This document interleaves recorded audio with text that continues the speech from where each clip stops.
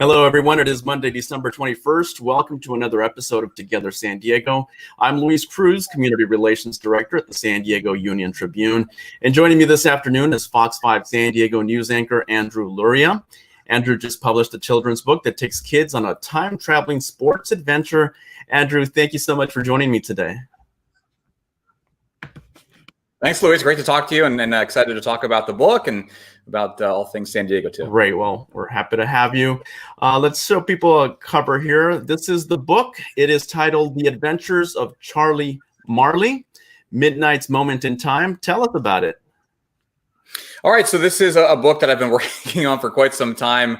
Bryce Miller wrote a nice piece in the UT about the journey that it kind of took to get here. It took me 14 years, really. I started the whole idea back in 2006.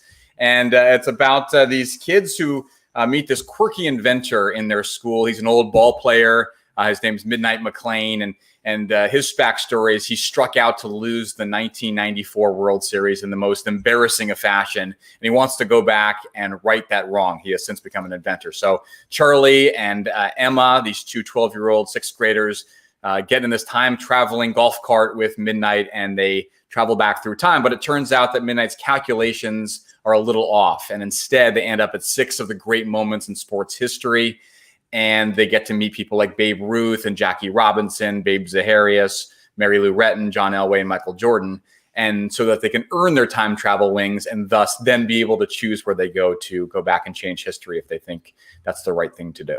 Yeah, it sounds pretty cool. Where'd you come up with the storyline, and how long did it take you to write this book? Right. So the initial idea came when like I said, I was 26 years old. I was newly married, didn't have kids yet, but I knew that I wanted to write a book, and I didn't know what exactly that story would be. So I contemplated a few things, but I kind of ended up settling on things that I am passionate about and feel like I know a lot about, and that's sports, a little bit of space. I'm really interested in all things space. So it all kind of morphed together, and I really think of writing as a math problem. So I wanted everything to fit together the way that it should, like a big giant equation. And so obviously with time travel and different characters involved, that was part of the challenge, just to make sure it all made sense. So back in 2006, I had this idea. I ended up outlining it. That took a few months, and then I started writing. And Luis, it took probably a year or two. I now have 3 kids, but we had a child. In my career in the news, you move around a lot. So we were moving and just kind of took a while to get it done. But when I finally finished, I had written about 16 sporting events and figures. And the book was like 1,000 pages. It was way too long for kids. And so over time, again, this took more time. I had to cut it down to 6 and edit and put all the pieces together. Where ultimately here we are in 2020, and I've hired an editor and created a publishing company and hired an illustrator and finally came up with the final result. Yeah, so you had to cut it down. But how did you, choose the historical figures you talked about in the book? Yeah, that was a challenge, because there's so many great sports moments and sports figures that I'd love to highlight. And like I said, I finally cut it down to 16 from probably dozens more than that. And then even from there, it was hard to get it down to the 6. But the 6 I chose, like I said, it was Babe Ruth's called shot in 1932 World Series. So in the book, Charlie, who's extremely clumsy, ends up with a job everywhere they end up. And Emma's a reporter at their school newspaper. So she goes and kind of figures out why they're there. But Charlie, in his job, for example, in the 1932 World Series, he's a popcorn vendor. And as he's trying to do that and figure out what's going on, and oh my gosh, we're at the 1932 World Series, he trips down the center field stands. And Babe Ruth points to him and says, "Hey, do you see that kid out there?" And so that is kind of our reality of what the called shot really was.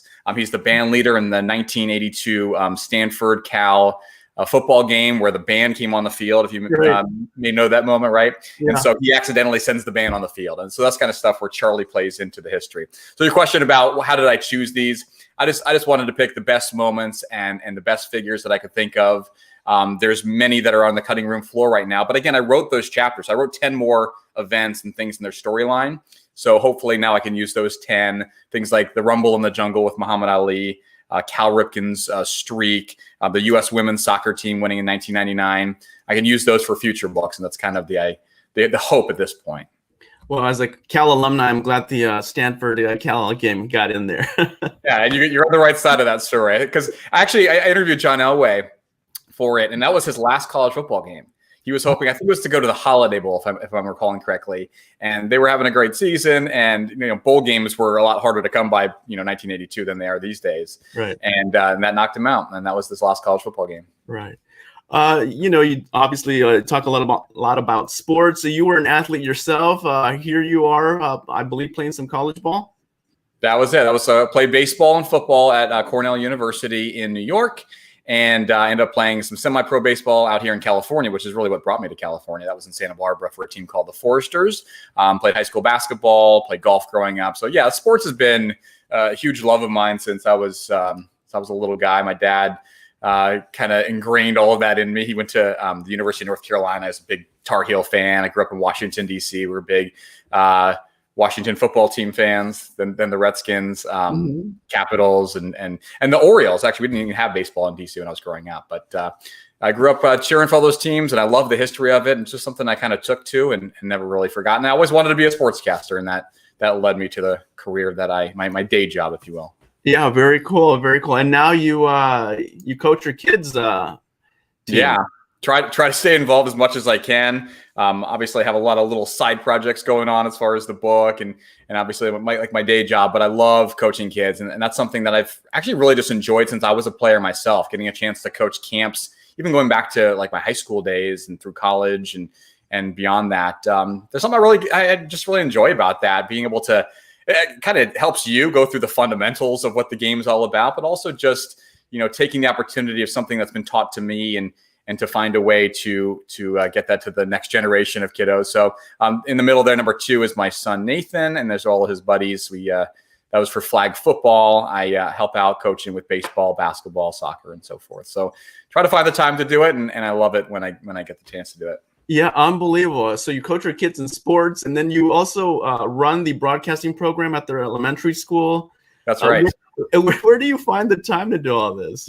That's funny because you're talking about being a couple sport athlete. I've always just kind of enjoyed, I guess, having a lot on my plate. I think maybe that's what helps me get things done, is knowing kind of the deadline idea of our business, of making sure that you get stuff done on time.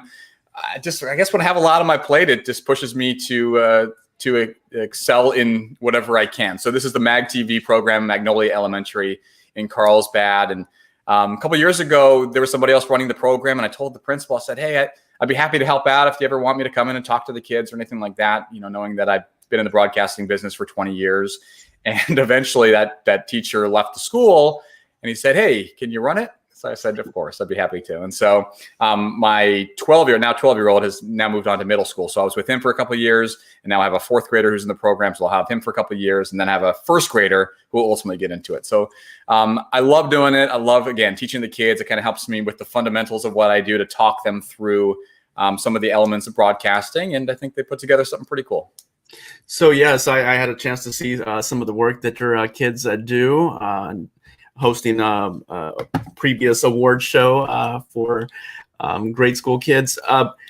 Any idea whether your kids will want to go into this field?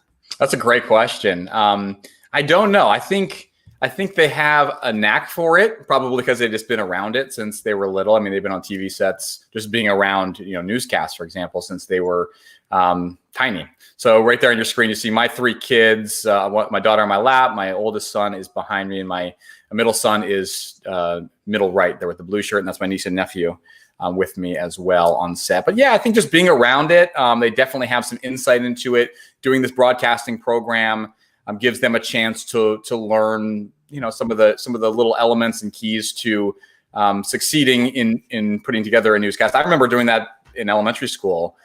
Doing a little newscast. I thought that was a really neat experience. So I just hope that it's a good experience for all the kids, whether it's my kids or the kids that I teach, that they at least take it and can move forward as something they might want to pursue at some point. I don't know if my kids will ultimately do it, but I think it's not a no. I think they definitely are interested if it's something that they want to pursue down the road.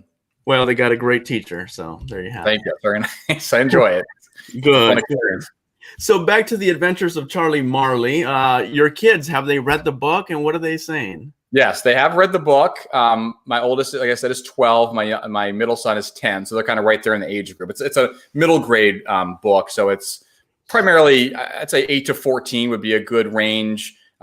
Maybe a more advanced 8 or 9-year-old would enjoy it. As far as reading level, maybe primarily hitting the 10 to 12-year-old range would be right in the right spot. They enjoy it. They seem to like it. I don't know. It's hard to get honest feedback, I think, from family. It's like, oh, you did a great job on this or that. I'm like, thanks, but you're my mom and dad. I expect you to say that. So the kids seem to like it. They actually had some input, which is just really important because, I'm 41. I wasn't a kid that long ago. It doesn't feel like, but I'm definitely not, of that same group. And so when I write something like this, that's intended for, 8 to 14-year-olds, I might say something that sounds a little too adult or might be a little confusing because it's in my head and it's not necessarily as easy for the reader to understand. So, for example, here I'll show you in the beginning of the book. This is my son's copy here. I wrote a prologue, right? So this is kind of a future time of the book, and then it comes back. It's a couple pages, and then it gets into chapter 1. Well, my son's like, how did we change the time? And so I said, oh, let's put in an earlier that day page. So that makes more sense. And he's 10 and he's like, oh, okay, I get it now. So those little things I think really help to have the perspective of kids that are in this reading group and in the reading age that they can give me a little input. But they like the story, no complaints, and that's a good thing. Awesome. Is there something that it sounds like a lot of fun. Is there something you want parents and children to take away from the book? Well, I think it's just great to think about some of the great moments and figures in sports history. I just don't want them to be lost on the next generation, right? We're really focused on what's going on today. And, there's so many things as far as our phones and iPads that are just everything's so now, right? I just don't want, Babe Ruth to be forgotten. And Michael Jordan, how many kids know Michael Jordan like you and I know Michael Jordan? I want them to kind of get an appreciation for this guy, was the greatest player in the world, at least for our generation, right? And one of the greatest of all time, if not the greatest. I just don't want them to be forgotten. Babe Zaharias is somebody that I focus on in the book, a chapter, and she was probably the greatest female athlete of the 20th century, if not the greatest athlete of the 20th century, where she started the LPGA. She was an Olympic track and field athlete, a basketball star. Everything she did was just incredible. And so I want people to, I guess the kids, to be able to know who some of these figures are. I enjoyed the journey. It's a lot of humor in the book. And just to learn something, but not have it as a textbook kind of learning, but kind of just knowing something new about these people who preceded us. All right. And people can get more information on charliemarley.com. Here's the website. You got a lot of stuff going on your website, too. You have a coloring contest as well. I want to talk a little bit about that as well. Yeah, sure. So in the book, there are 40 different illustrations. And so some great pictures that would be, I just think, a great thing for kids if they wanted to have some fun and color those in. And we're going to do a contest online with that hashtag Charlie Marley contest, Instagram, Facebook, and Twitter. And I'll send a signed copy of the book to the monthly winner. So I thought that'd be kind of fun because there's so many great pictures in the book that need some color. So that would be kind of cool. Awesome. And people can also get a chance to meet you online. Yeah. So I think, with the world as it is today, it's actually kind of interesting byproduct of this is that, we do these Zooms and we can do these virtual meetings like you and I are doing right now, where we can meet with kids and classrooms and libraries and wherever, not just here in San Diego, but, really across the country if they were so inclined. So I thought it'd be kind of neat to open that up and do maybe a weekly Zoom and answer any questions that kids might have, or I enjoy the conversation. I like to answer questions when they're kind of curious about the process or maybe a historical figure. And so my hope with that is to do a weekly Zoom, and kids can sign up through the website and their parents, of course, and we can have that conversation. Awesome. Okay. So again, where can people find the book, and where can they buy the book?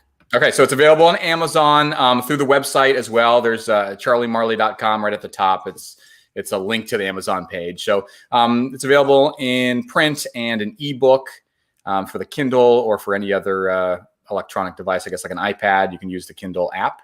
So right now, that's where it is, Amazon, and excited just to get it out there. I want kids to, I've been saying, I want my kids and their friends to enjoy that. That would make me super happy. But the more kids out there who are able to pick it up and to enjoy the journey, that would make me even more happy, just because I know that they're able to enjoy it.